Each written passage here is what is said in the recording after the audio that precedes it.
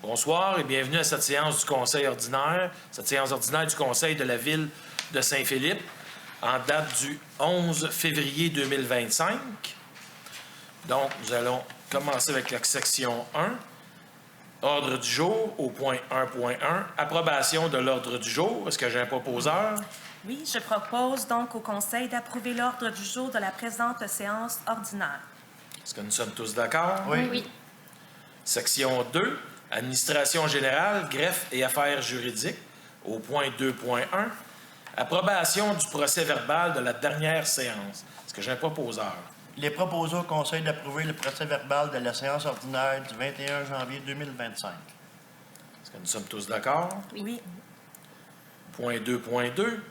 Autorisation de dépenses participation aux assises annuelles de l'Union des municipalités du Québec, l'UMQ, pour l'année 2025. Est-ce que j'ai un proposeur? Considérant qu'il y a lieu pour la Ville de Saint-Philippe d'être représentée lors des assises annuelles de l'Union des municipalités du Québec, considérant que cet événement offre des activités de perfectionnement et des conférences sur les sujets d'actualité reliés au monde municipal, considérant que les assises annuelles se dérouleront du 14 au 16 mai 2025, je propose donc au Conseil d'autoriser M. Christian Marin, maire, et Mme Sylvie Messier, conseillère municipale, à participer aux assises annuelles de l'Union des municipalités du Québec.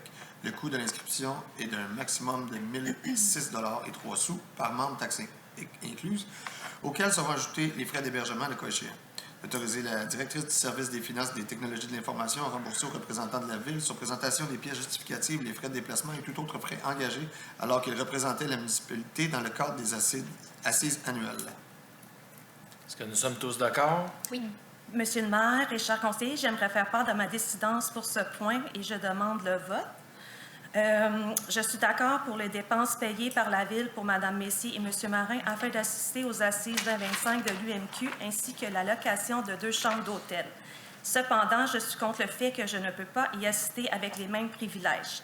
Considérant qu'à la séance municipale du mois de janvier 2025, je faisais partie de la résolution présentée au point 2.3 et que ma participation a été votée et bloquée publiquement à ce moment, considérant que l'interdiction de participer aux assises 2025 de l'UMQ, toutes dépenses payées par la Ville, a été votée à cause de mes quelques absences à des caucus et à 3 séances du Conseil en 2024. De ce fait, je veux mentionner que j'ai eu un important accident le 28 décembre 2022 et que de cet accident sont survenues plusieurs complications, limitations et hospitalisations. Je tiens aussi à mentionner que mes absences sont en lien direct avec mes problèmes de santé et que je n'ai aucun contrôle sur les impacts occasionnés. Je considère que je suis victime d'une injustice et de discrimination dans le cadre de mes fonctions de conseillère municipale. Considérant que ma réservation aux assises ainsi que ma réservation d'hôtel ont été annulées avant même le fait que je sois informée et que ce point soit voté officiellement, considérant que je n'ai pas pris de congé officiel afin de pouvoir continuer à être disponible pour mes obligations en lien avec mon mandat de conseillère municipale et que je continue à assister à des événements divers pour la Ville, considérant que j'ai continué à me former sur différentes plateformes, dont celle de l'UMQ, par des formations payantes et votées ici même à ce Conseil en 2024, considérant que j'ai demandé par le passé de pouvoir assister au Conseil par l'entremise de la plateforme Teams et ce, afin de pouvoir tenir mon rôle et ainsi respecter mes obligations, mais que cela a été décliné. Que depuis le 6 septembre 2024, il est permis de participer à distance à une séance du Conseil permettant de voir et entendre en temps réel pour les personnes malades qui vivent des complications et qui ne peuvent être présentes. Qu'à titre d'exemple, la mairesse de Longueuil ainsi que ses membres du Conseil soutiennent pleinement les conseillers absents pour maladie et offrent les séances du Conseil en vidéoconférence pour ceux-ci depuis déjà un bon moment.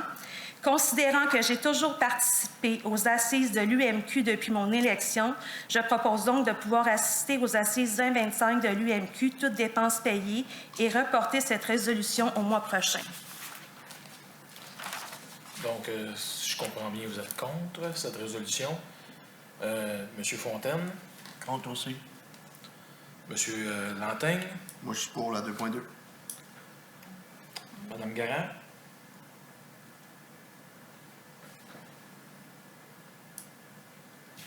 Je suis pour.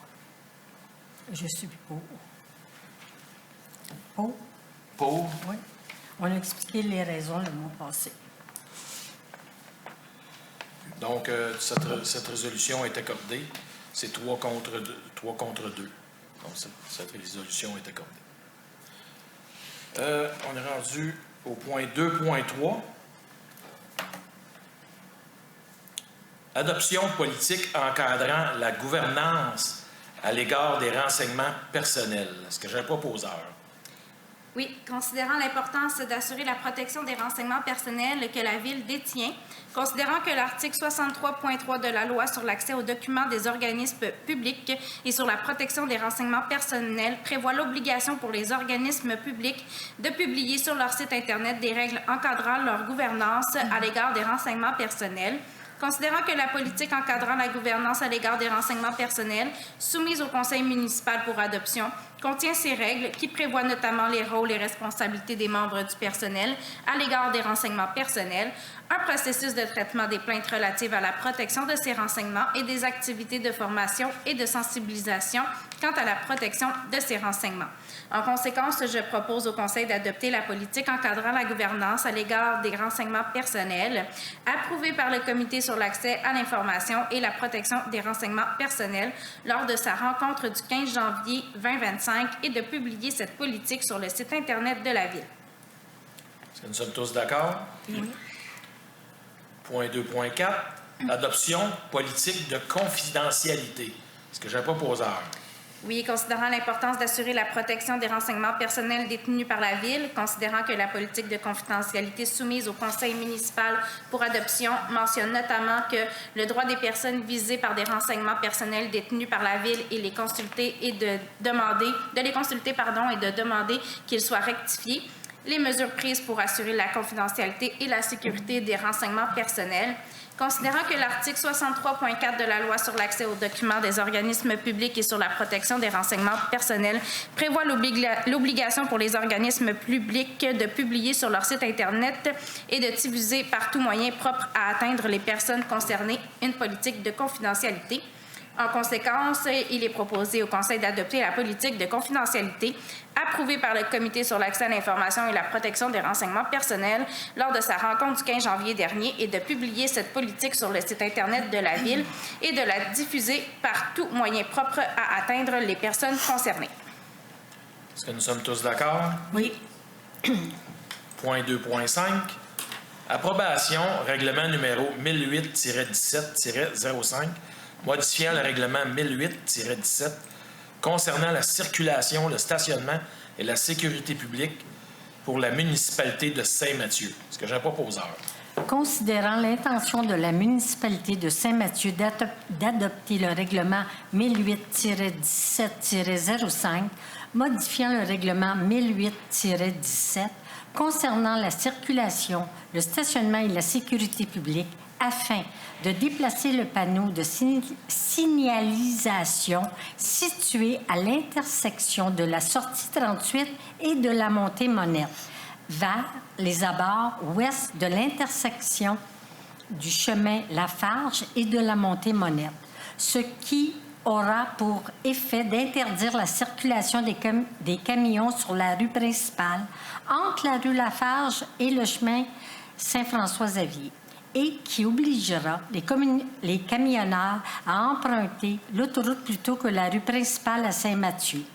Considérant qu'en vertu de la section 2.3 du guide intitulé « La circulation des véhicules lourds sur le réseau routier municipal », la municipalité dont le règlement risque d'avoir des conséquences à l'extérieur de son territoire doit entreprendre les démarches nécessaires afin d'obtenir au préalable une résolution d'appui au Conseil municipal des municipalités visées par les incidences du dit règlement.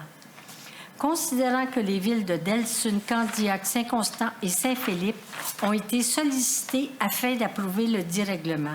En conséquence, je propose que la ville de Saint-Philippe approuve le règlement 1008-17-05 de la municipalité de Saint-Mathieu, modifiant le règlement 1008-17 concernant la circulation, le stationnement et la sécurité publique.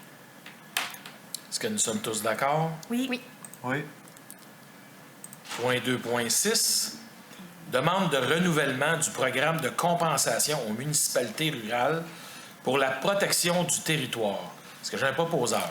Alors, considérant que 19 municipalités rurales de la communauté métropolitaine de Montréal renferment 42 du territoire agricole de la région, considérant que la politique nationale de l'architecture et de l'aménagement du territoire reconnaît que les meilleures terres agricoles sont dans la région métropolitaine de Montréal, considérant que les municipalités de la CMM font face à des pressions de développement, considérant que des municipalités rurales de la communauté métropolitaine de Montréal, la CMM, rencontrent des difficultés à générer des revenus en raison de leur faible densité de population et de leur grande proportion du territoire agricole, considérant que ces municipalités doivent financer des services comme le transport en commun, les services de police et l'aménagement de pistes cyclables dont elles tirent peu de bénéfices tout en étant soumises à des règlements d'aménagement plus stricts que ceux des municipalités situées hors de la CMM, considérant que le gouvernement du Québec et la CMM financent à part égale le programme de compensation aux municipalités rurales pour la protection du territoire agricole depuis 2019, considérant que le programme vise à appuyer financièrement les municipalités rurales de moins de 25 000 habitants, dont la superficie agricole représente au moins 80 de leur superficie terrestre, considérant que le programme a pris fin en 2024 et que le renouvellement du financement par le gouvernement demeure incertain. En conséquence, il est proposé au Conseil de demander au ministère des Affaires municipales et de l'Habitation de bonifier sa participation financière annuelle de 2,5 millions de dollars au programme de compensation aux municipalités rurales pour la protection du territoire agricole, et ce, jusqu'en 2035. De transmettre également une copie conforme de la présente résolution au député de la Prairie, M. Christian Dubé, et à la table des préfets et des élus de la Couronne Sud. Merci. Est-ce que nous sommes tous d'accord? Oui. Section 3, ressources humaines et relations de travail, au point 3.1, dépôt de la liste des employés embauchés par le directeur général. Il est proposé par le Conseil d'effectuer ce dépôt conformément à l'article 14 du règlement 438 en matière de délégation de certaines compétences à certains fonctionnaires et de contrôle et suivi budgétaire. Le directeur général dépose la liste des salariés embauchés depuis la dernière séance ordinaire. Section 4, finances et technologies de l'information, au point 4.1, dépôt de la liste des comptes à payer pour la période du 1er janvier au 31 janvier 2025. Donc, il est proposé par le Conseil, ce dépôt. La liste des chèques émis en vertu du règlement de délégation de pouvoir pour la période du 1er janvier au 31 janvier 2025 est déposée par la trésorière. Point 4.2. Octroi de contrat pour la location d'imprimantes pour les services administratifs de l'hôtel de ville et du complexe Élodie P. Babin. Est-ce que j'ai un proposeur? Considérant qu'il y a lieu de procéder au remplacement des imprimantes, photocopieurs utilisés par les services administratifs de l'hôtel de ville et du complexe Élodie P. Babin, dont les contrats de location prennent fin le 12 mars et le 15 août 2025. En conséquence, il est proposé au Conseil d'octroyer à Copycon Inc. un contrat de location de 5 imprimantes photocopieuses et un contrat de service au prix trimestriel de 1733,63, taxes incluses, pour un terme de 60 mois, soit pour un prix total de 34 672,55, taxes incluses.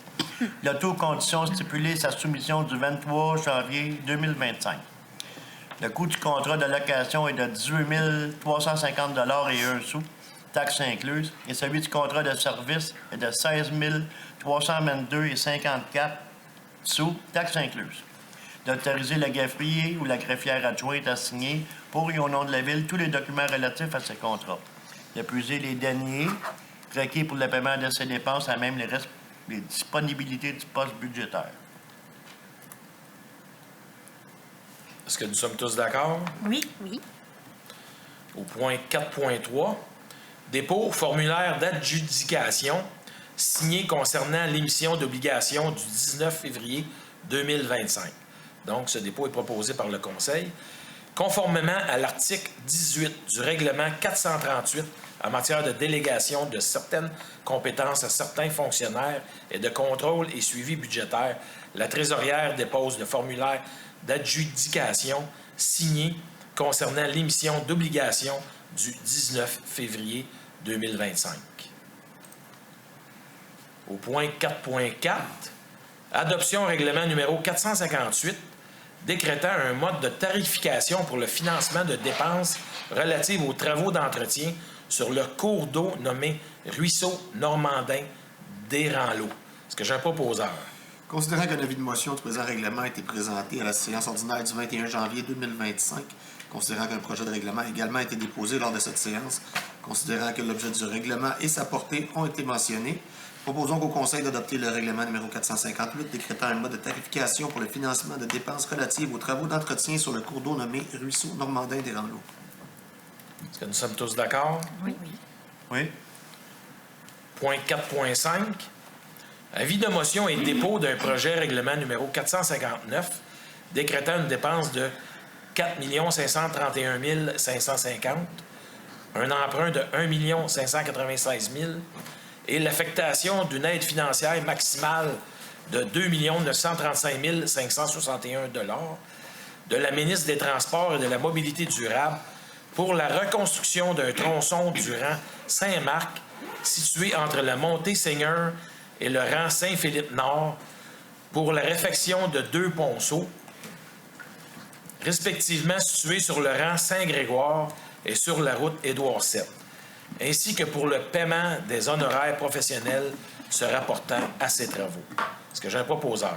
Proposé qu'à une prochaine séance de conseil, il sera présenté le règlement numéro 459, décrétant une dépense de 4 531 550, un emprunt de 1 596 000 et l'affectation d'une aide financière maximale de 2 935 561 de la ministre des Transports et de la Mobilité durable pour la reconstruction d'un tronçon du rang Saint-Marc situé entre la montée Seigneur et rang Saint-Philippe Nord pour la réfection de 2 ponceaux respectivement situés sur le rang Saint-Grégoire et sur la route Édouard VII, ainsi que pour le paiement des honoraires professionnels se rapportant à ces travaux. Le projet de règlement numéro 459 est déposé. Il a pour objet de décréter une dépense de 4 531 550 un emprunt de 1 596 000 et l'affectation d'une aide financière maximale de 2 935 561 de la ministre des Transports et de la Mobilité durable pour la reconstruction d'un tronçon du rang Saint-Marc situé entre la montée Seigneur et le rang Saint-Philippe-Nord pour la réfection de 2 ponceaux respectivement situés sur le rang Saint-Grégoire et sur la route Édouard VII, ainsi que pour le paiement des honoraires professionnels se rapportant à ces travaux. Est-ce que nous sommes tous d'accord? Oui. Oui.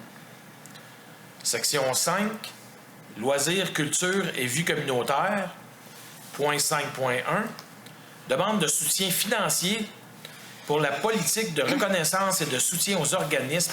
C'est pour le tournoi de hockey mineur de Delsun pour l'année 2025. Est-ce que j'ai un proposeur?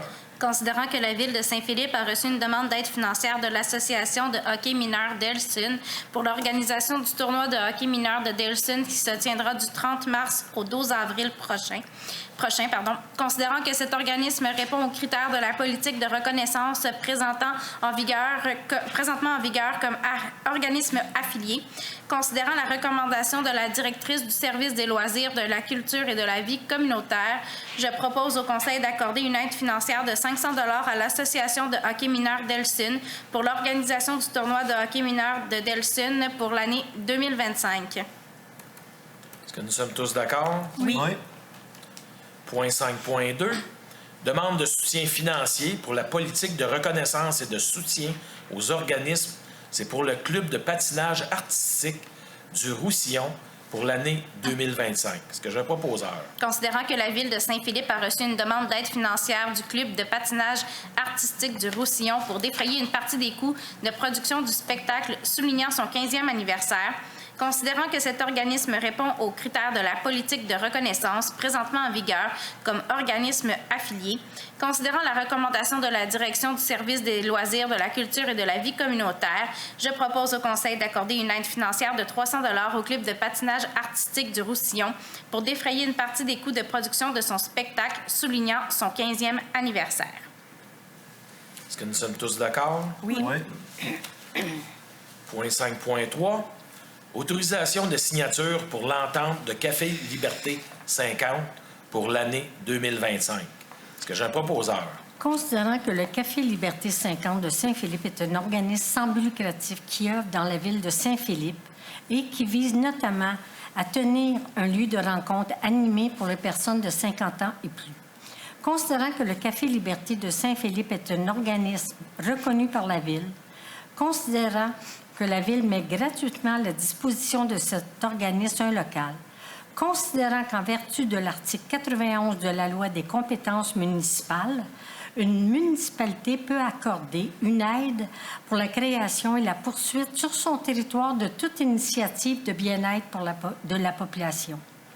Considérant qu'il y a lieu de procéder à la signature d'une nouvelle entente pour l'année 2025, en conséquence, je propose que le Conseil autorise le maire ou, en son absence, la mairesse suppléante et le greffier ou la greffière adjointe à signer pour et au nom de la Ville l'entente à intervenir entre la Ville et le Café Liberté 50 de Saint-Philippe pour l'année 2025. Cette entente a pour objet d'établir les conditions d'utilisation du local situé au 2225 route Édouard VII. Elle est d'une durée d'1 année. Est-ce que nous sommes tous d'accord? Oui. Oui. Point 5.4.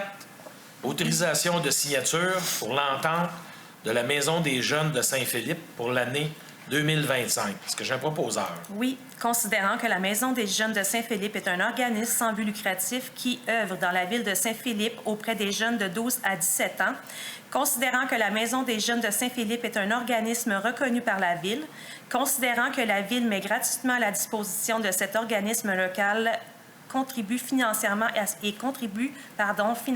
à ses activités, considérant qu'en vertu de l'article 91 de la Loi sur les compétences municipales, une municipalité peut accorder une aide pour la création et la poursuite sur son territoire de toute initiative de bien-être de la population, considérant qu'il y a lieu de procéder à la signature d'une nouvelle entente pour l'année 2025.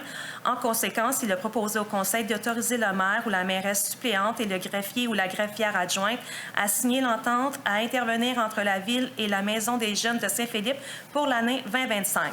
Cette entente a pour objet d'établir les conditions d'utilisation d'un local situé au 2245 route Édouard VII et d'octroyer une aide financière de 45 000 $ qui sera versée en 3 versements égaux.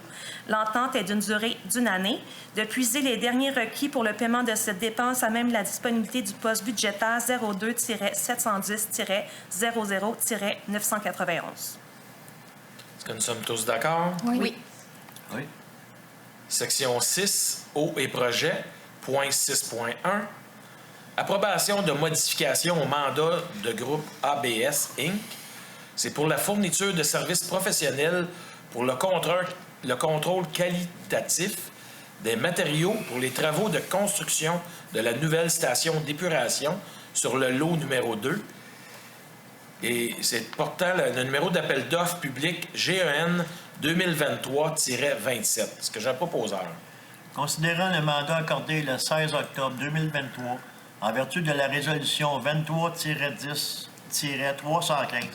au groupe ABS Inc.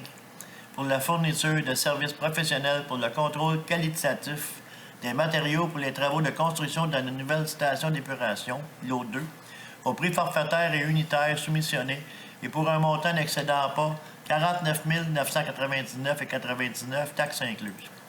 Considérant les modifications approuvées au contrat du groupe ABS Inc. en vertu de la résolution 24-09-276, considérant la demande d'avenant numéro 2 présentée par le groupe ABS Inc. en prévision des présences requises en chantier pour l'année 2025 pour assurer les analyses et le contrôle adéquat des ouvrages de construction de la nouvelle station d'épuration, le tout en fonction de l'échéancier de réalisation de l'entrepreneur.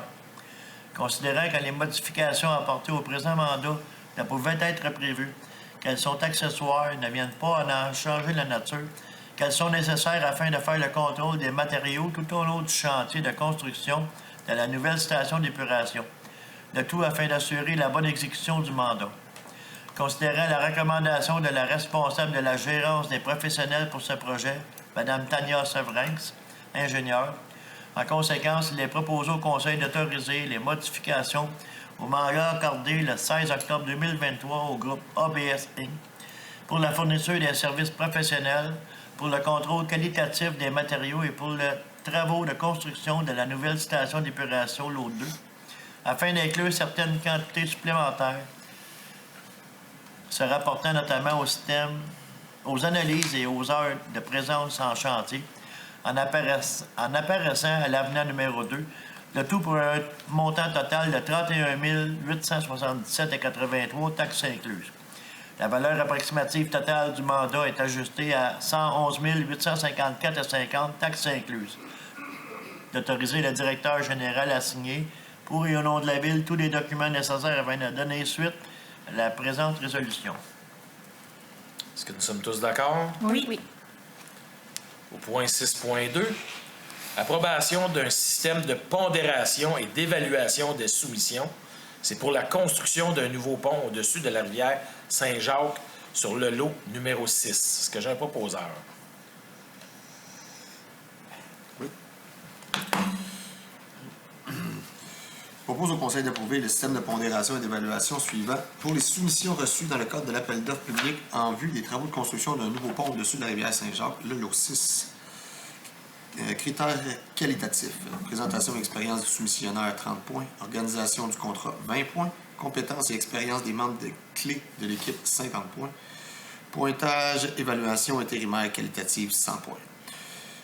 Le nombre de points de l'évaluation qualitative est remis sur 40 points et des points additionnels sont accordés en raison du critère associé au prix. Critère du prix, 60 points. Est-ce que nous sommes tous d'accord? Oui. Section 7, travaux publics, aucun point. Section 8, sécurité incendie, au point 8.1. Transmission à la MRC de Roussillon, c'est pour un rapport d'activité du schéma de couverture de risque en sécurité incendie pour l'année 2024. Est-ce que j'ai un proposeur? Considérant que le service de sécurité incendie Saint-Philippe-Saint-Mathieu doit transmettre annuellement un rapport d'activité sur les actions prévues au plan de mise en œuvre du schéma de couverture de risque en sécurité incendie à la MRC de Roussillon, je propose au Conseil d'autoriser le directeur par intérim du service de sécurité incendie de Saint-Philippe-Saint-Mathieu à transmettre à la MRC de Roussillon le rapport d'activité pour la période du 1er janvier au 31 décembre 2024 du schéma de couverture de risque. Est-ce que nous sommes tous d'accord? Oui. Section 9, urbanisme et développement durable, point 9.1. Dérogation mineure portant le numéro DM-2025-004. Et c'est pour le 28-25 route Édouard VII.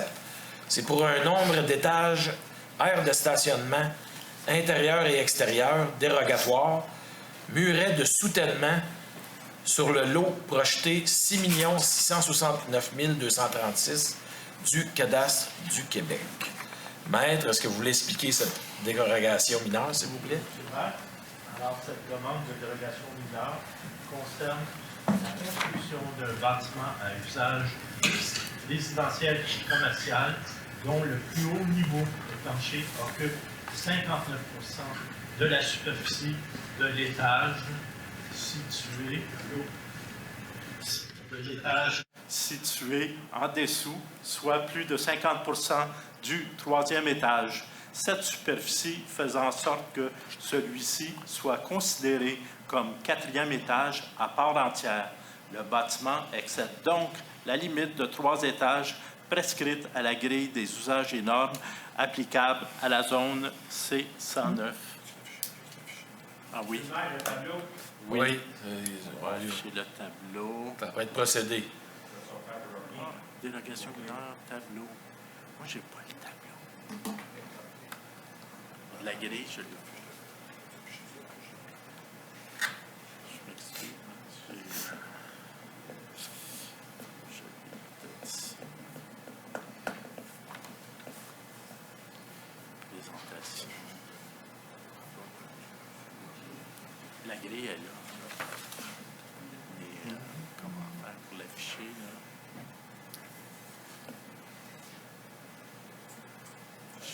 C'est un petit nouveau. Je peux pas l'afficher. On pourrait, à la fin de la rencontre, on pourrait vous la soumettre, vous la montrer. C'est bon? OK. Dans le micro, parce que je pense pas qu'on vous a entendu dans la salle. OK. Oui. À la fin de la séance, je pourrais vous la montrer, la grille en question des usages énormes sur l'écran ici, là. Mais pour l'instant, je peux pas je ne l'ai pas sur la clé USB. En bas de la résolution, on avait un document. En bas de la résolution, il y a un document. Oui, attaché. on a des documents, mais je ne suis On ne peut pas l'afficher. pas capable de les afficher. Bon. OK, on va continuer. OK. Alors, ensuite, cette demande de délégation mineure concerne également l'aménagement d'un stationnement intérieur dont 2 cases de stationnement aménagées parallèlement à un mur n'atteignent pas la largeur minimale requise, atteignant 2,5 mètres au lieu de 2,8 mètres pour une case régulière et 3,51 mètres au lieu de 4 mètres pour une case dédiée à l'usage d'une personne à mobilité réduite, telle qu'exigée par les articles 385 et 399 du règlement 501 sur le zonage et le lotissement. Ensuite, ce stationnement intérieur a une surlargeur de manœuvre atteignant 1,6 mètre de largeur au lieu de 1,2 mètre, tel qu'exigé par l'article 379 du règlement sur le zonage. Ensuite, la demande concerne également l'aménagement d'une aire de stationnement extérieur à 0,8 mètres de la limite latérale de terrain commune avec un immeuble résidentiel unifamilial au lieu de 1,20 mètres et à 1,35 mètres de la façade arrière du bâtiment principal au lieu de 1,50 mètres, tel que prescrit à l'article 375 du règlement numéro 501 sur le zonage et le lotissement. Enfin, la demande concerne également, finalement, l'aménagement d'un muret de soutènement de 2,7 mètres de hauteur en cour privée arrière, soit plus de 2 mètres, tel que prescrit par l'article 337 du règlement de zonage. Alors, écoutez, j'ai quand même... c'est sûr que ce n'est pas la grille d'usage énorme, mais ça montre le projet ici. Vous voyez, le projet il est entouré d'une ligne rouge. Alors, c'est l'endroit où a lieu les édifices projetés là, du 22, 25, 28, 25, puis 28, 65 et 28, 75, Édouard 7. Puis, j'ai également, si on descend un petit peu plus bas, le projet, finalement, il est là, il est montré ici. On parle de l'ancienne quincaillerie et du bâtiment adjacent à l'ancienne quincaillerie sur Édouard 7. Donc, est-ce qu'il y a des questions concernant ces dérogations? C'est les deux. Bon. Jusqu'avant le dépanneur, oui. Ça. Fait qu'on voit la photo. De 42, là, On voit la photo de façade ici, là. Donc, c'est une mixité commerciale en bas et résidentielle en haut. Question pour les présenter le nouveau directeur. Je ne connais pas celui-là, monsieur. Moi, c'est Yvan Laberge. Puis le nom n'a pas changé, là, ici, là, je suppose. Bravo, que je pense que c'est Stéphanie. C'est pas les bons noms. Monsieur C'est Lallière. Claudie Boutin qui est écrit. C'est une blague, monsieur Poulet restait assis. Je parlais de monsieur Lallière de côté, parce que c'est marqué monsieur Claude Boutin. Je pense que ça ne pas ça encore. Mais non, c'est ça. Prenez des manipulations, là. Donc, est-ce qu'il y a d'autres questions concernant cette dérogation mineure dans la salle? Est-ce que j'ai un proposeur?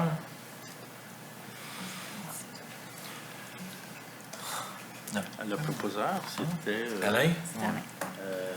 C'était M. Fontaine, oui, qui remplace Mme Saint-Onge. 9.1. Oui, mais T'es rendu à... Oui, considérant. À B. Décision du conseil.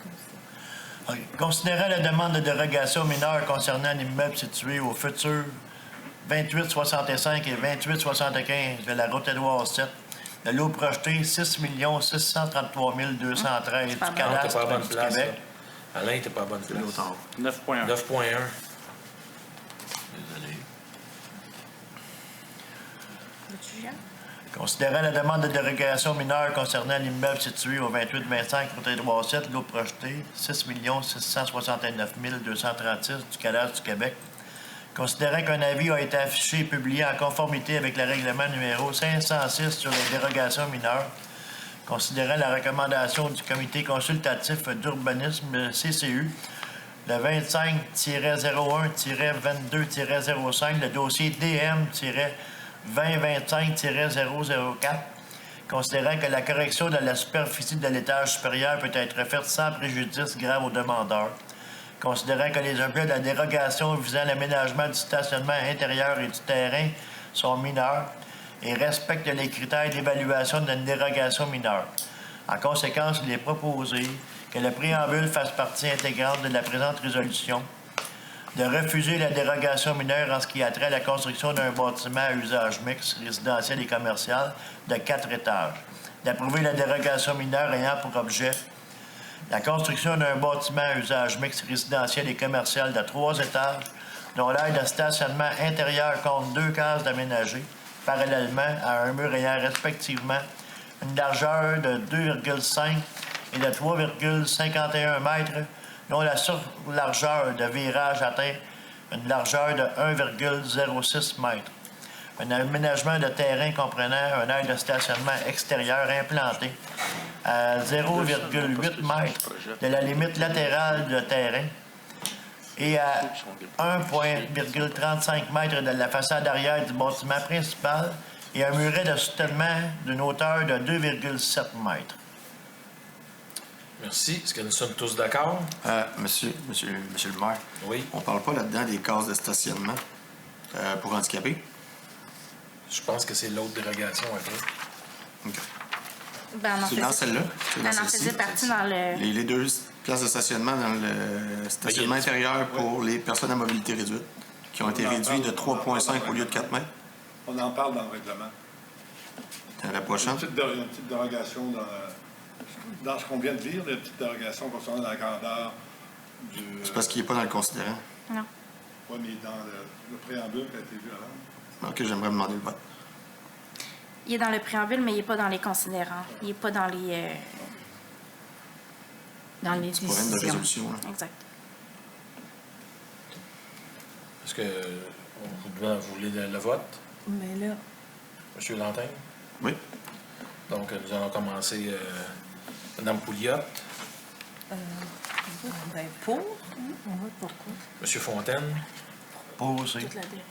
Considérant que les stationnements pour personnes à mobilité réduite dans les stationnements intérieurs, la distance de 4 mètres est très importante, surtout pour les véhicules qui viennent porter ces gens-là, des fois pour faire sortir une chaise roulante ou quoi que ce soit. On peut toujours autoriser des dérogations mineures dans ce cas-là à l'extérieur. Ou si on a une zone tampon sur le côté qui peut être exactement un trottoir, dans ce cas-là, la place de stationnement est entre une autre place de stationnement et un mur. Donc, pour cette raison, je vais voter contre. Mme Grand, Je suis pour. Moi, je suis pour. Mme Messier, merci. Donc, cette résolution est accordée 4 contre 1. C'est bien ça. Merci beaucoup. Point 9.2. Dérogation mineure portant le numéro DM 2025-006. C'est pour le 2865 et 2875 route Édouard VII. Pour le nombre d'étages, les aires de stationnement intérieur et extérieur dérogatoires, murets de soutènement et aires de chargement, l'eau projetée 6 633 213 du cadastre du Québec. Donc, Maître, est-ce que vous voulez expliquer cette dérogation? Alors, M. le maire, ça va être un petit peu long. Il n'y a pas de problème. C'est une demande qui concerne plusieurs points.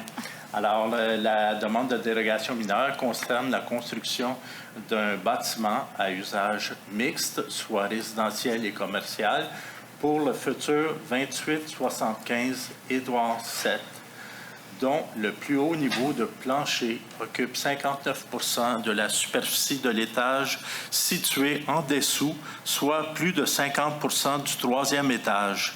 Cette superficie faisant en sorte que celui-ci soit considéré comme quatrième étage à part entière.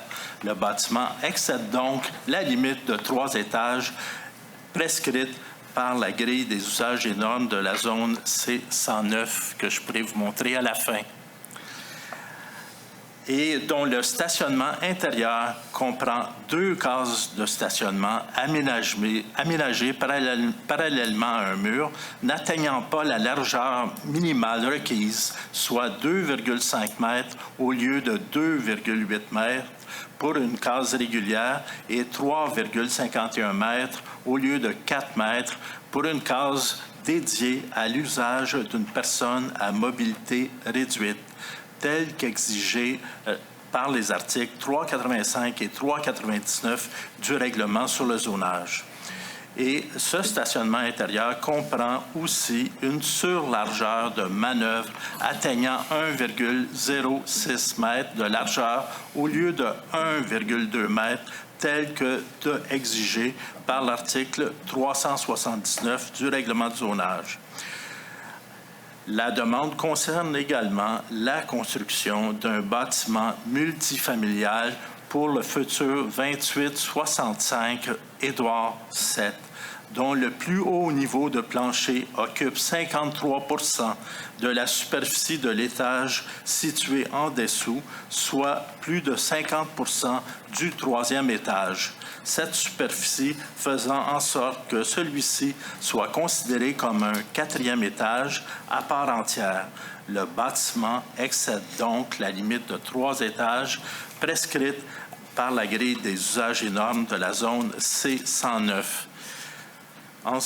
Également, ce bâtiment multifamilial va comprendre un stationnement intérieur qui va prévoir 7 cases de stationnement accessibles par un véhicule moyennant le déplacement d'un autre véhicule.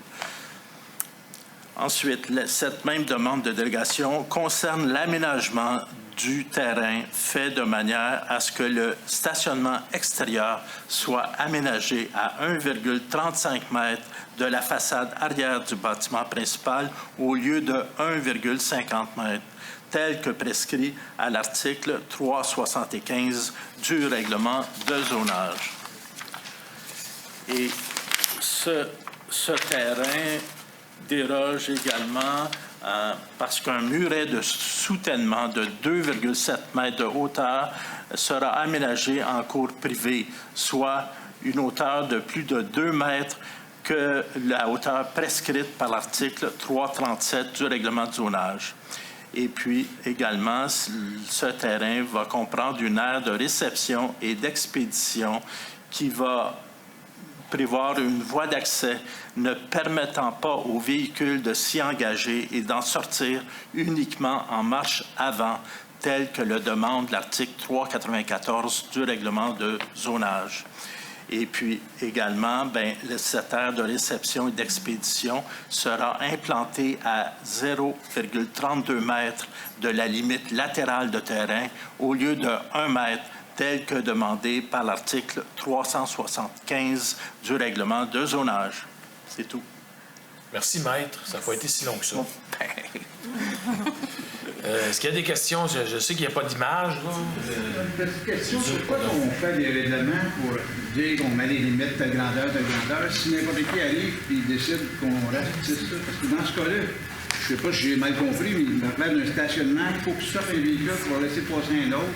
Un véhicule qui va venir porter du matériel va juste de ressortir le pilon, ça va être non sécuritaire. Pourquoi on met des règlements puis on vient les défaire en faisant des dérogations comme ça?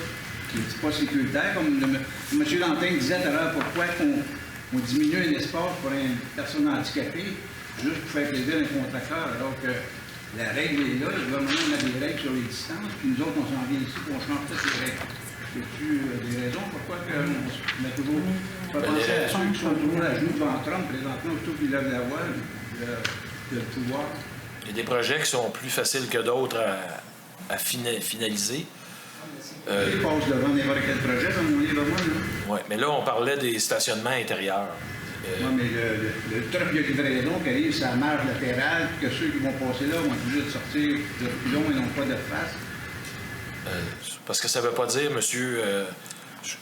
Peut-être juste clarifier, peut-être. Les stationnements, c'est des stationnements tandem dans un stationnement intérieur. Donc, vous avez un logement, vous avez 2 cases de stationnement, une derrière l'autre. Si lui veut sortir, il faut que l'autre sorte. On sort, c'est un tic-tac-toe. Mais c'est dans un seul même logement. Oui.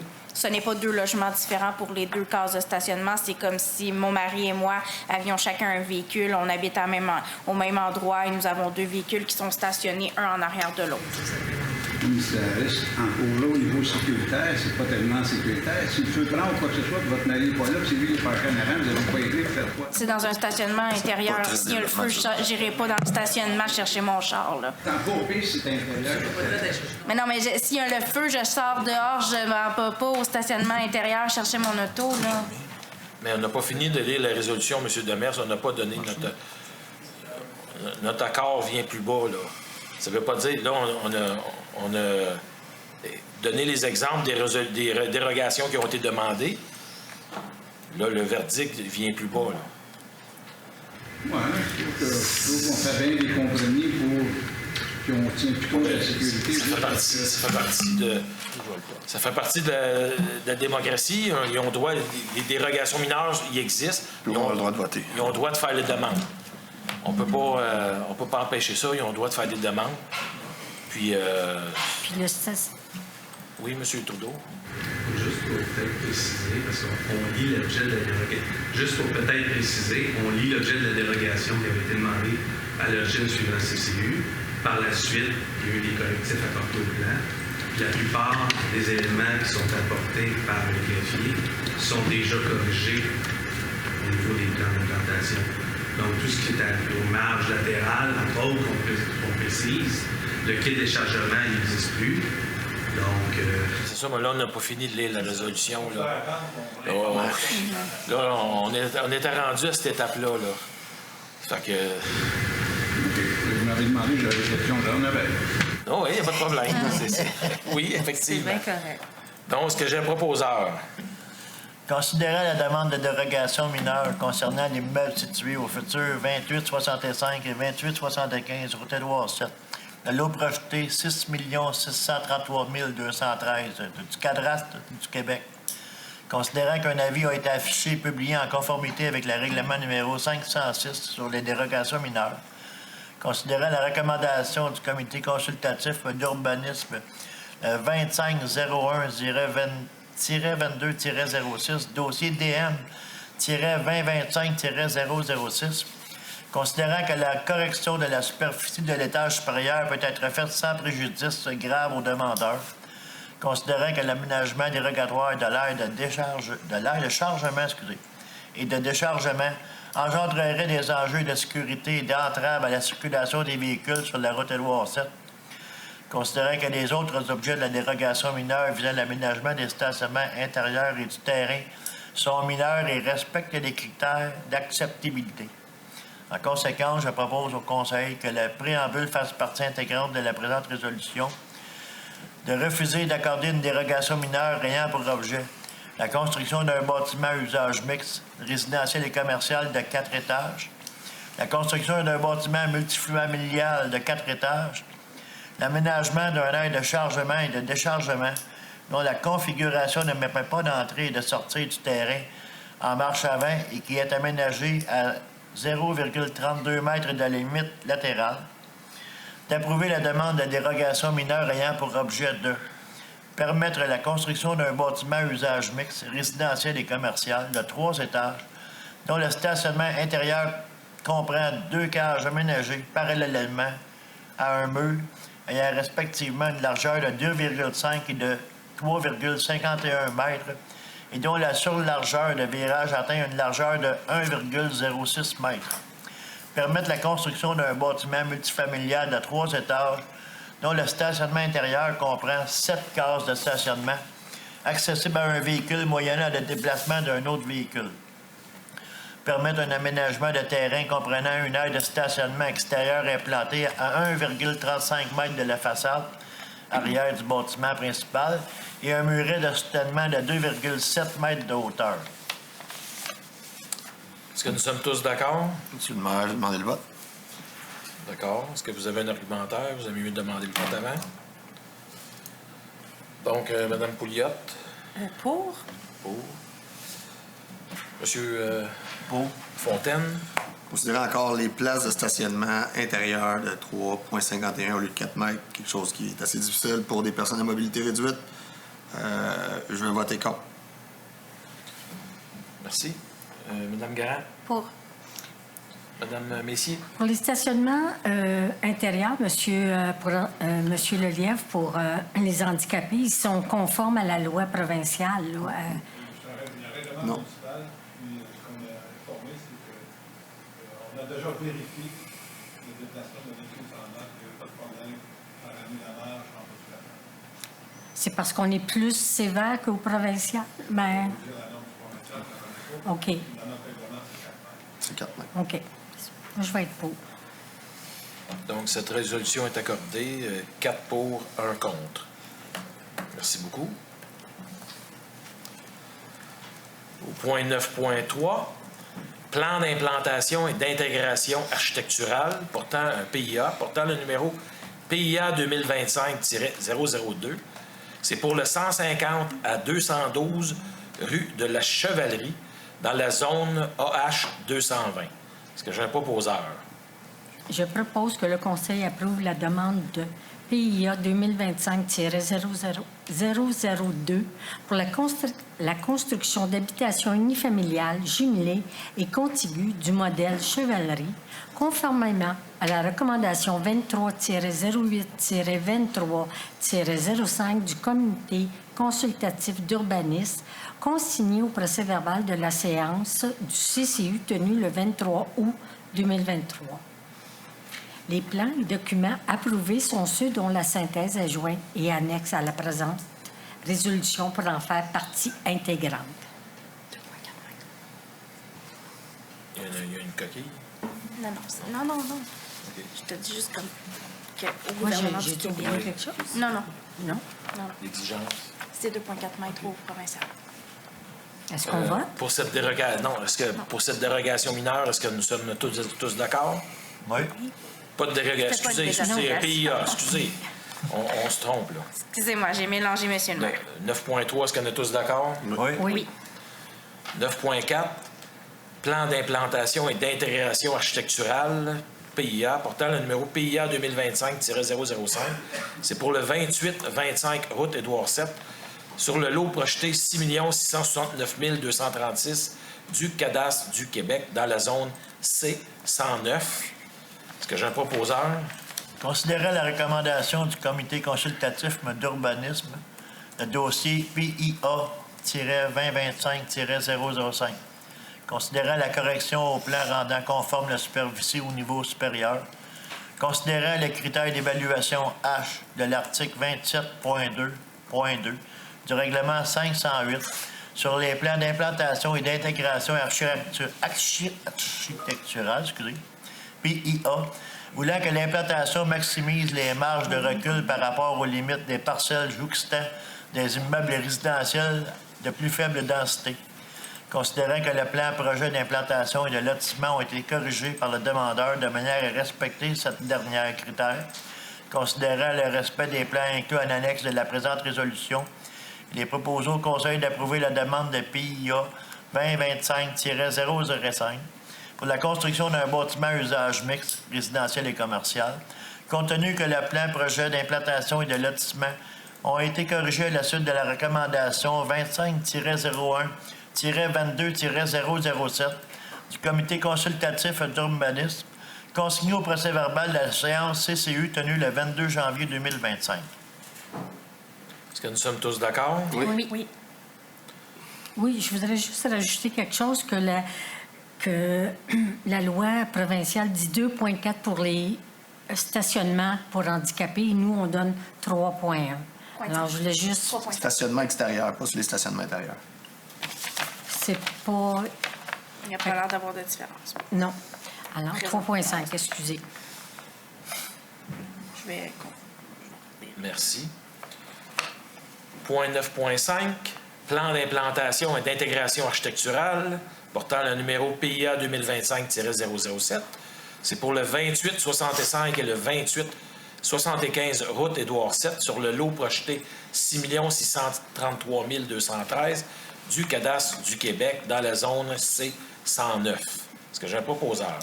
Considérant la recommandation du Comité consultatif d'urbanisme 25-01-22-08, dossier PIA 2025-007, considérant la correction au plan rendant conforme la superficie du niveau supérieur, considérant le critère d'évaluation H de l'article 27.2.2 du règlement 508 sur les plans d'implantation et d'intégration architecturale voulant que l'implantation maximise les marges de recul par rapport aux limites de parcelles jouxtant des immeubles résidentiels de plus faible densité, considérant que pour le plan projet d'implantation et de lotissement a été corrigé par le demandeur de manière à respecter ce dernier critère, considérant que le bâtiment existant au 2905 et 2913 route Édouard VII devra faire l'objet d'un certificat d'autorisation de démolition étant assujetti à l'autorité du comité de démolition, considérant le respect des plans inclus à l'annexe de la présente résolution pour en faire partie intégrante, je propose au Conseil d'approuver la demande de PIA 2025-007 pour la construction d'un bâtiment à usage mixte résidentiel et commercial et d'un bâtiment multifamilial de 3 étages chacun, compte tenu que le plan projet d'implantation et de lotissement a été corrigé à la suite de la recommandation 25-01-22-08 du Comité consultatif d'urbanisme consigné au procès-verbal de cette séance tenue le 22 janvier dernier. Est-ce que nous sommes tous d'accord? Oui. Point 9.6, exemption à l'aménagement de cases de stationnement. C'est pour le 28-25 et le 28-75 route Édouard VII. Est-ce que j'ai un proposeur? Oui. Considérant les demandes de permis de construction déposées par 9341-7335 Québec Inc. et M. Benoît Bissonnette, représenté par M. Sylvain Trudeau, pour la construction de 2 bâtiments à usage mixte, résidentiel et commercial, et d'un bâtiment multilogement à l'emplacement actuel des 2825 et 2905 route Édouard VII. Considérant que le règlement de zonage et de lotissement numéro 501 exige un nombre de cases de stationnement suffisant sur un immeuble pour que ce soit exercé un usage donné, considérant que le nombre de cases de stationnement réservées aux résidents et aux visiteurs sont en nombre suffisant sur les 2 sites, considérant que la règle établissant le ratio minimal pour un usage commercial est d'au moins 1 case par 25 mètres carrés pour un total à fournir de 14 cases pour les 360 mètres carrés projetés sur le terrain du futur 28-25 route Édouard VII, mais que le demandeur en fournit 10, représente un déficit de 4 cases sur l'immeuble. Considérant que la règle établissant le ratio minimal pour un usage commercial est d'au moins 1 case par 25 mètres carrés, pour un total à fournir de 15 cases pour les 385 mètres carrés projetés sur le terrain du futur 2875 route Édouard VII, mais que le demandeur en fournit 10, représentant un déficit de 5 cases sur l'immeuble. Considérant que M. Trudeau demande l'accord du Conseil afin d'être exempté de l'obligation de fournir un total de 9 cases de stationnement pour les fins commerciales sur les 2 sites visés par son projet, considérant la possibilité d'être exempté par la résolution de fournir un nombre suffisant de cases de stationnement sur l'immeuble en vertu de l'article 361 du règlement de zonage et de lotissement numéro 501, Considérant que les demandeurs se sont engagés auprès du service d'urbanisme et du développement durable à vendre à la Ville pour le prix de 25 000 $ une bande de terrain permettant l'élargissement de l'emprise de la route Édouard VII et l'aménagement de 5 cases de stationnement sur rue avec trottoir face au projet, considérant que le déplacement des poteaux électriques requis dans le cadre de ce réaménagement sera fait aux frais des demandeurs, considérant que tout usage commercial nécessitant un ratio de cases de stationnement supérieur à 1 case par 25 mètres carrés devra à nouveau nécessiter une demande d'exemption à l'aménagement de cases de stationnement préalablement à l'émission d'un certificat d'occupation. En conséquence, il est proposé au Conseil d'exempter les propriétaires des lots 2 714 078 2825 route Édouard VII et 2 714 079 2905 route Édouard VII de l'obligation de fournir et de maintenir 9 cases de stationnement, soit 4 cases pour le lot projeté 6 669 236 et 5 cases pour le lot projeté 6 633 213 dans le cadre de la réalisation d'un projet de construction mixte résidentielle, plan dossier DM-2025-004, PIA 2025-005, DM-2025-006 et PIA 2025-007, et conditionnellement à ce qui suit. 1. Que le projet de construction montré sur les plans annexés au dossier DM-2025-004, PIA 2025-005, DM 2025-006 et PIA 2025-007 soit réalisé conformément à ces plans. 2. Que la somme de 5 000 $ par case exemptée, soit 9 cases pour un usage commercial, pour l'ensemble du projet de construction, soit payée à la Ville de Saint-Philippe avant la délivrance du permis de construction sur les lots projetés portant les numéros 6 633 213 et 6 669 236. 3. Que la propriété du lot projeté 6 669 237 montré au plan projet d'implantation portant la minute 21 195 et sur lesquels seront aménagées 5 cases de stationnement sur rue, soit transférées à la Ville de Saint-Philippe pour le prix de 25 000 $, que l'acte de transfert en conséquence soit signé par les propriétaires de ce lot dans les 10 jours qui suivront une demande à cet effet du notaire mandaté par la Ville.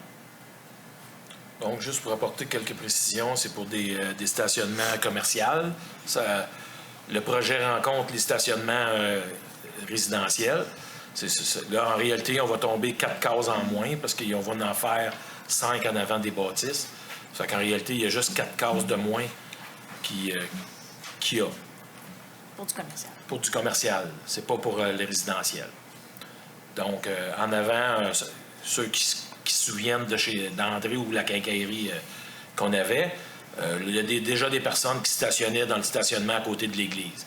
Fait que c'est pas une mesure qui est bien exhaustive pour la Ville, puisqu'il y a déjà des stationnements disponibles en avant de ces bâtiments-là.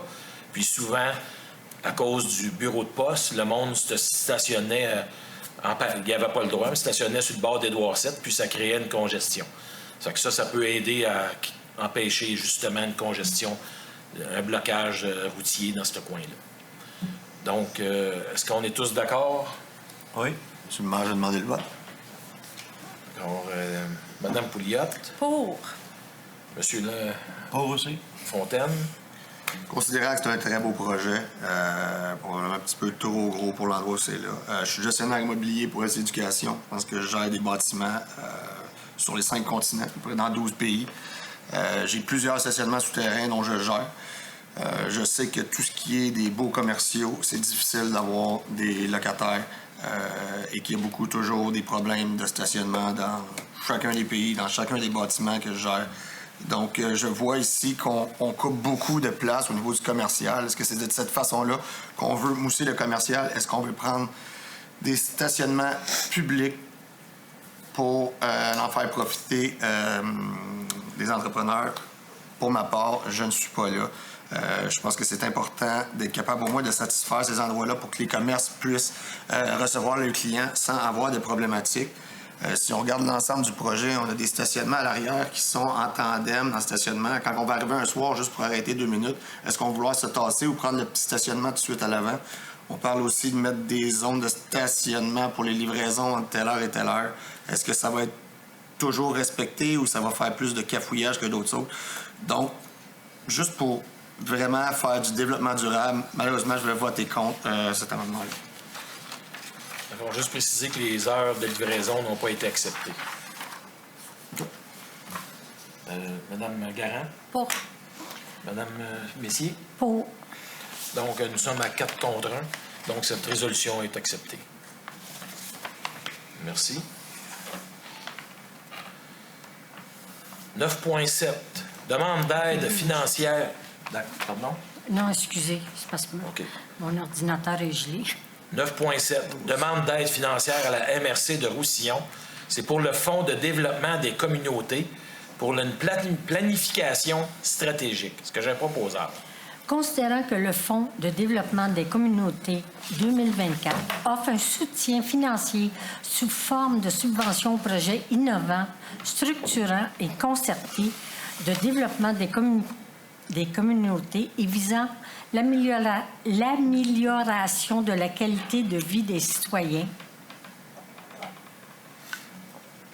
Considérant que la Ville de Saint-Philippe dispose d'une somme réservée de 106 618 à même le FDC 2024 de la MRC de Roussillon. En conséquence, je propose que le Conseil autorise le dépôt d'une demande d'aide financière visant l'ensemble de l'enveloppe budgétaire de 106 618 à la MRC de Roussillon dans le cadre du Fonds de développement des communautés 2024 pour les mandats d'une démarche en planification stratégique estimée à 150 000. D'autoriser le directeur général ou le greffier à disposer de cette demande d'aide financière et tout autre document qui en découle pour et au nom de la Ville de Saint-Philippe. Est-ce que nous sommes tous d'accord? Oui. 9.8. Adoption règlement numéro 501-27, modifiant le règlement numéro 501 sur le zonage et le lotissement. Est-ce que j'ai un proposeur? Oui.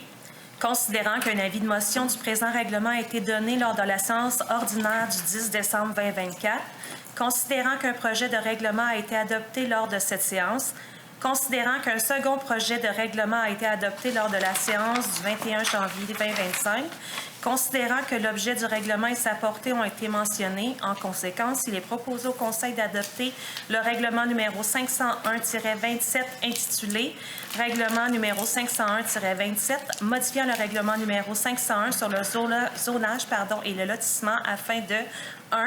Préciser les dispositions relatives à l'implantation des bâtiments principaux d'un projet intégré. 2. De modifier la disposition relative aux aménagements de terrain, aux aménagements pour véhicules ainsi qu'aux bâtiments accessoires dans un projet intégré. 3. D'augmenter à 6 mètres la projection maximale d'une véranda avec le bâtiment principal. 4. De créer la zone H43 à même une partie des zones H33 et P34 et d'établir les normes qui s'y appliquent. Est-ce que nous sommes tous d'accord? Oui. Section 10, divers, au point 10.1, varia. Cette semaine, nous avons les journées de la persévérance scolaire. La 21e édition des Journées de la persévérance scolaire aura lieu du 10 au 14 février. Ces journées ont pour but de mobiliser, de sensibiliser les différents acteurs à l'importance d'agir tôt et ensemble dans une perspective de soutien aux jeunes. Les membres du conseil municipal se joignent à moi pour souligner le travail quotidien des jeunes, de leurs parents, ainsi que de tous les intervenants du milieu scolaire de Saint-Philippe. Bonne journée de la persévérance scolaire. C'est ce petit ruban qu'on a ici vert. Oui. Pour les loisirs, la programmation loisirs du printemps est maintenant disponible en ligne et sera à votre porte au courant de la semaine. Les activités de la semaine de relâche, la journée de la nature, la fête des dinos et toutes vos activités préférées vous attendent. Pour le camp de jour, les inscriptions pour le camp de jour débuteront le 10 avril dès 13h30. Le cahier d'information sera disponible dans les prochaines semaines et restez à l'affût. Pour le compte de taxes, le premier versement pour le compte de taxes est attendu pour le lundi 24 février prochain et vous pouvez payer en ligne maintenant sur notre site. Vous pouvez vous inscrire pour faire le paiement en ligne. N'oubliez pas que nous avons le portail citoyen, monfilcitoyen.québec. Monfilcitoyen.québec offre un accès simplifié et pratique pour soumettre des demandes en ligne, effectuer des signalements, rester informé sur les actualités municipales, être avisé en cas de mesures d'urgence. Inscrivez-vous dès maintenant si vous ne l'êtes pas. Pour concernant la passerelle du parc linéaire qui est très attendue, l'ouverture de la nouvelle passerelle est prévue pour le début de l'été 2025.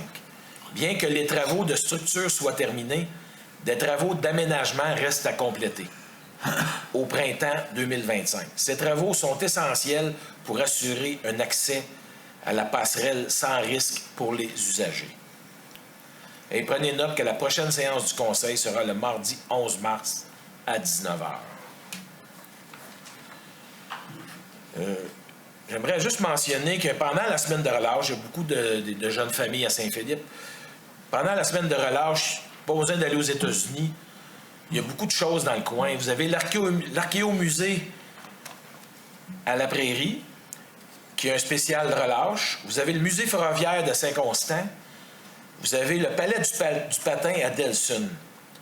Donc, il y a plusieurs activités autour de chez nous. Vous n'avez pas besoin d'aller dépenser votre argent aux États-Unis. Essayez d'encourager le monde local, dans le local. Et à la ville de Saint-Philippe, il y a plusieurs postes à combler. On a besoin d'un directeur des services des travaux publics, un directeur ou une directrice, service des communications, et il y a des emplois pour le camp de jour de cet été. Donc, si vous connaissez des personnes ou vous êtes intéressé personnellement, allez sur le site de la ville pour voir les offres affichées, pour les offres d'emploi affichées. Donc, nous sommes rendus à la période de questions en salle. Veuillez venir au micro et donner votre nom et votre adresse, s'il vous plaît. Excusez, oui, mais maître, est-ce qu'il y avait des questions sur le site de la ville? Aucune question? On fait une bonne job? OK. Donc, on va passer à la période de questions en salle.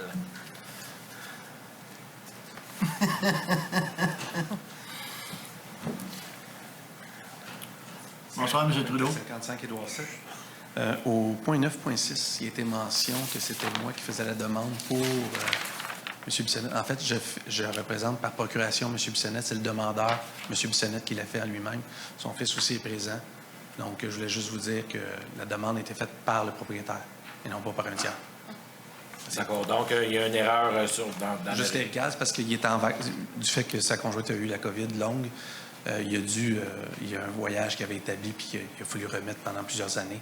Donc là, ils sont partis puis ils font ça quasiment pendant un an de temps. Donc, il n'est pas ici présentement. Donc, c'est pour ça que je suis. Mais c'est lui qui a fait la demande originale signée à l'Hôtel de Ville.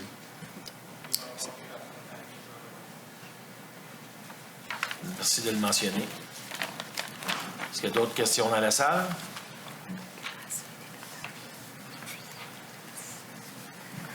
Bonsoir, moi c'est Pierre de la rue Bernard.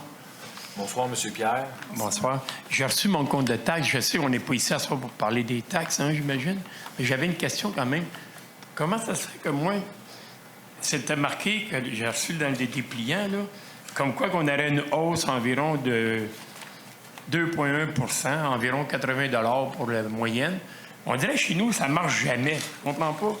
Moi, j'ai une augmentation de 5,33 %. Ça donne 182,34 $ d'augmentation de taxes comparé à l'année passée.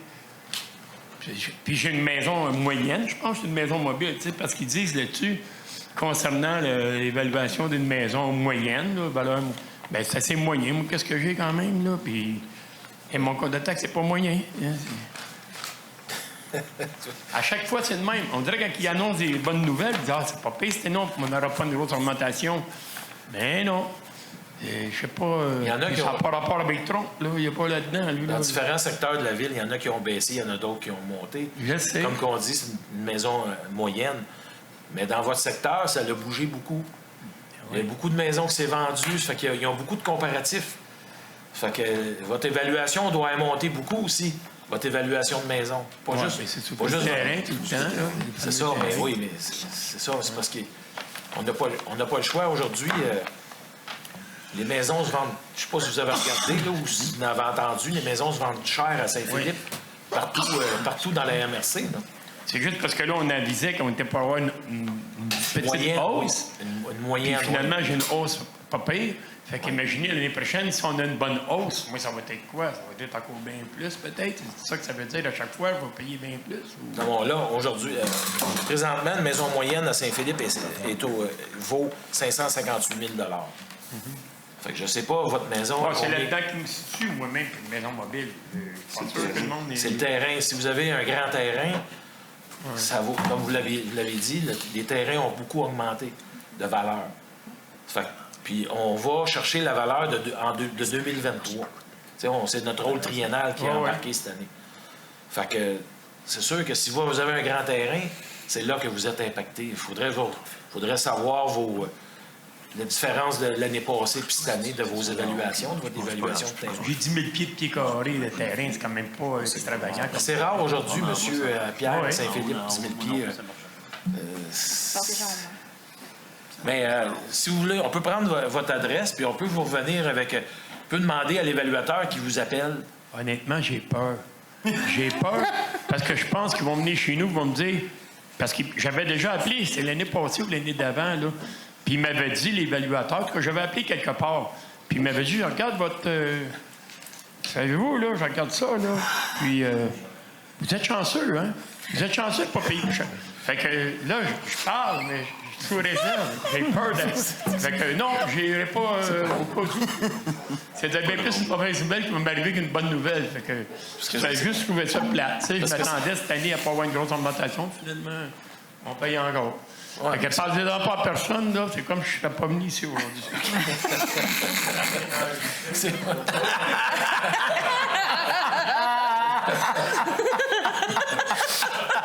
très drôle. On ne vous a pas vu aujourd'hui. Bonsoir, Maurice Bisson, 1740 et 37. Chanceux, monsieur, moi, mon évaluation a monté rien que de 150 000. Un pète de rien, ça. Tu sais, je veux dire, je regarde ça, là, 150 000, 480 piastres de plus de taxes cette année encore.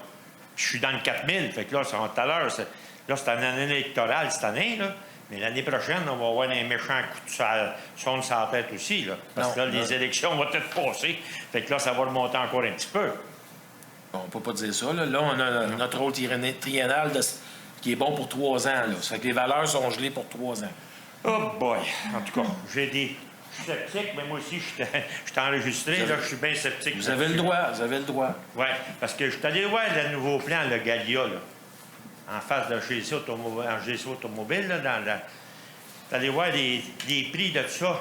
En face de chez GC, là, c'est Campo. Oui. Galia, ça se trouve ce qui les étaient... L'autre bord, c'est ça. Oui, le bureau est à la même place, oui. Je suis allé voir un petit bungalow, 28 par 100 à peu près alentour de ça. C'est rendu 975 000 $. Le terrassement pas fait, le sous-sol pas fait, l'asphalte pas fait. Et on est à Saint-Philippe, c'est là. C'est pour ça que votre maison augmente, M. Bisson. Ben oui, je comprends. C'est pour suivre le marché. Ah ouais. Les maisons neuves sont chères, les maisons usagées augmentent aussi, prennent de la valeur. Ça, c'est encore une autre affaire. Le COVID est passé, le madrier de 2 par 6, il était à 7 piastres puis 10 piastres. Là, il est retombé à 3 piastres 80. Fait que c'est pas... Comment vous me diriez que les valeurs montent? Les salaires... Le contracteur se met plus d'argent dans ses poches. Les salaires, ils n'ont pas baissé, M. Bisson, ils ont monté. Bien, ils sont en train de négocier. Là. Ils sont encore sous le vieux régime, nous autres, là. En tout cas, mais votre question, c'est quoi? Oui, c'est ça. Ma question, c'est ça. La passerelle, là, c'est dangereux parce que le monde qui s'en vient de là, il débarque qui s'en vient dans la rue, là. Puis là, ils n'ont pas même de la place pour le passer. Parce que là, tu as une rail de fer au côté, là, ils s'en viennent dans la rue. Fait que s'il y a un véhicule qui s'en vient en face à face avec ça, là, mais là, on est... Oui, mais là, elle n'est pas ouverte, la passerelle. Mais c'est ça, elle n'est pas ouverte. Oui, on va l'ouvrir au printemps comme qu'on vient de l'annoncer. Non, mais là, c'est parce que le monde passe dans la rue. Je comprends, mais on ne peut pas permettre... la Ville ne peut pas se permettre qu'il arrive un accident aussi sur la passerelle puis qu'on s'aille actionner. Pour l'instant, il faut qu'elle soit sécuritaire pour la population. Puis pour l'instant, elle ne l'est pas, puis on va l'ouvrir au printemps. Non, puis il y a une autre affaire aussi, les frais de recouvrement, c'est 3 612 000, puis le remboursement de la dette, 2 millions. Vous êtes rendu à quel point? Est-ce que c'est un point à l'ordre du jour? Qu'est-ce que j'ai reçu, là? Sur le budget à 25. Ça, le pourcentage de la dette, c'est combien? 5 7 Monsieur Bisson, on avait fait une présentation du budget en décembre dernier. Ouais. Si vous avez des questions pour le budget, vous pourriez peut-être appeler à la Ville pour demander des explications. Et là, on vient de passer à la Ville cette semaine. Là. Donc, il faut me tenir là. On va prendre du temps, M. Leguièvre, si ça continue comme ça. Mais c'est ça, j'ai oublié de vous demander, c'est combien le pourcentage de la dette? C'est-tu 5 c'est-tu 6 On peut vous revenir avec ça, M. Bisson. Tant qu'à vous dire, à moins que M. Lelièvre... Par rapport à quoi exactement? Bien, le pourcentage après les hypothèques. Actuellement, ce qu'on vous avait expliqué, en l'ensemble des riverains, on va arrondir les chiffres, c'est à 18 millions pour les riverains. Ouais. Et il y a une partie, notre dette totale est autour de 65. Bon, la différence, on a dit qu'on autofinançait à même la vente, les étages, les subventions, etc. Oui, mais le remboursement de la dette, c'est combien en pourcentage? C'est juste ça, je veux savoir. Peut-être, je ne sais pas, dans le budget, ça doit être autour de 3 millions, je ne sais pas devant moi. Oui, c'est ça. C'est 3 millions sur 20 millions, si vous voulez regarder ça. Si vous voulez faire le ratio, M. Bisson. Notre budget, c'est 20 millions. Donc, la dette 3, c'est 3 sur 20. C'est 3 Non, 3 millions sur 20 millions, c'est le remboursement de la dette. 1,5, ça donne comme... Combien, M. le maire? 1,5. 1,5? Si on fait le calcul, 3 sur 20. Non, je pense pas. Non? Bon. 3 divisé par 20, ça fait 15. Combien? À peu près un 10 15. Ah oui, c'est vrai. Bien, 15 Oui, 15 je veux dire, je disais 1,5, 15 M. Bisson, il faut faire attention. Dans les 15 il y a une dette riverain, puis il y a une dette à l'ensemble.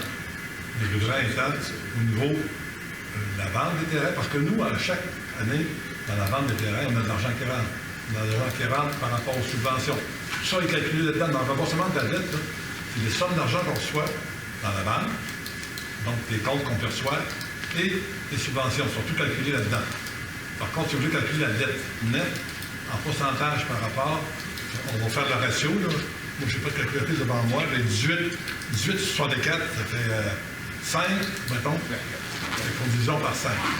Le calcul de 5, tantôt, donne 3. Non, mais on a pour combien de temps à payer ça, là? On ne payera jamais ça non plus, là.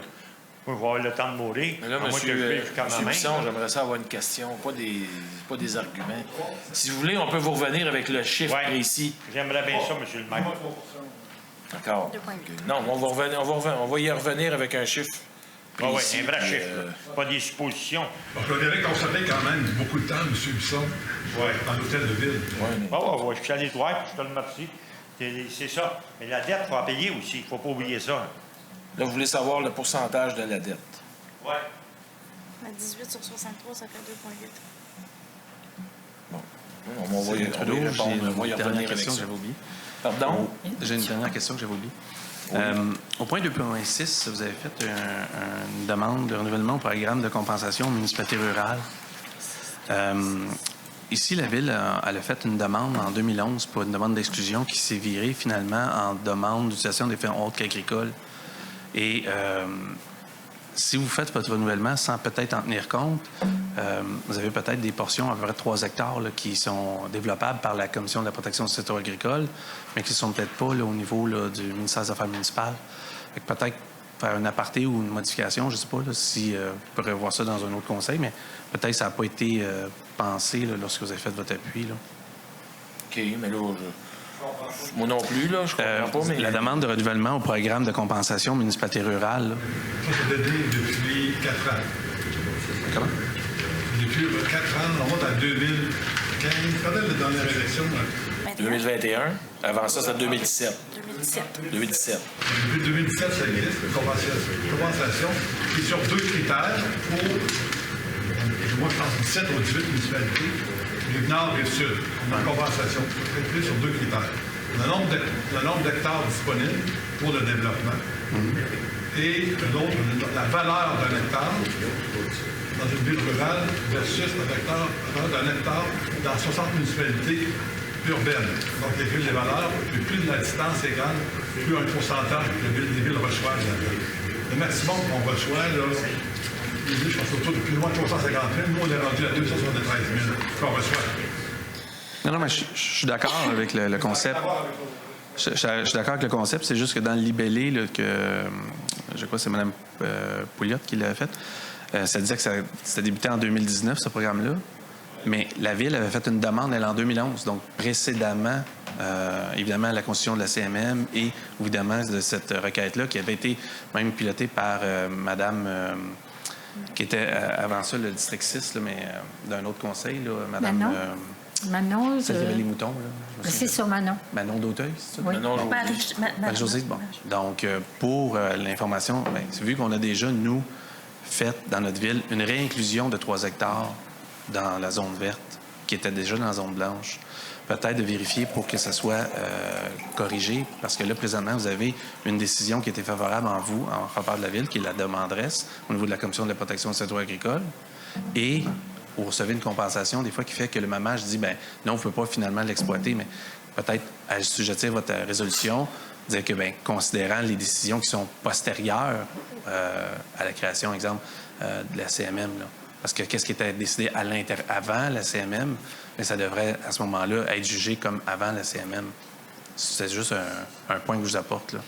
Parce qu'en demandant ça de cette façon-là, vous avez à peu près 3 hectares que vous avez l'autorisation de développer, mais que vous ne pouvez pas développer parce que vous recevez une compensation, là. On prend votre commentaire en note, puis on va regarder ça s'il y a moyen de modifier ça. Bonsoir, Jocelyn Rousseau, 173 rue Lucien. Je suis un qui marche dans la rue. Le piste cyclable n'est pas complété entre la rue Daigneault et un peu plus loin. Savoir s'il y a encore des pourparlers pour les achats de ces terrains-là, parce que je suis pas le seul qui marche, puis il y a du monde côtoie, puis il y en a qui sont pas vraiment côtois, puis savoir pour si des démarches sont entreprises pour que la construction soit faite comme pour l'été. Oui, on est encore en démarche là, pour justement acquérir les restants des terrains qui restent. Là, Lentement, mais sûrement. Mais... J'ai pas compris? Lentement, mais sûrement. OK. Il y en a une des propriétaires qui est au pays chaud cet hiver, ça fait que c'est plus dur de la rejoindre puis de communiquer avec elle. OK. Je veux savoir si les démarches sont encore là. Oui, oui. OK. Merci beaucoup. Merci. Merci. Je voulais juste rajouter quelque chose par rapport au stationnement handicapé. Donc, l'Office des personnes handicapées du Québec demande à ce que sur rue, la largeur soit de 2,4 mètres et quand ce n'est pas sur rue, que ça soit 3 mètres. Donc, à ce moment-là, on accorde 3,5. La RBQ demande d'avoir un stationnement de 2,4 mètres intérieur si vous avez une allée de passage de 1,5 mètres. Ça, c'est dans les stationnements qui sont un peu plus gros où on va avoir plus qu'une case personne à mobilité réduite. Donc, 2 cases à mobilité réduite de 2,4 mètres et un allée de déchargement de 1,5 mètres. Donc, si on a juste une, on doit avoir un allée de 1,5 mètres, ça fait 3,9 mètres pour être conforme à la RBQ. Est-ce qu'il y avait d'autres précisions que vous voulez apporter? Non. Non. Est-ce qu'il y avait d'autres questions dans la salle? Donc, nous allons procéder à la levée de la séance. Alors, Merci. je propose que la présente séance soit levée à 8h30. Merci beaucoup à tous d'être venus. Merci. Merci. Merci.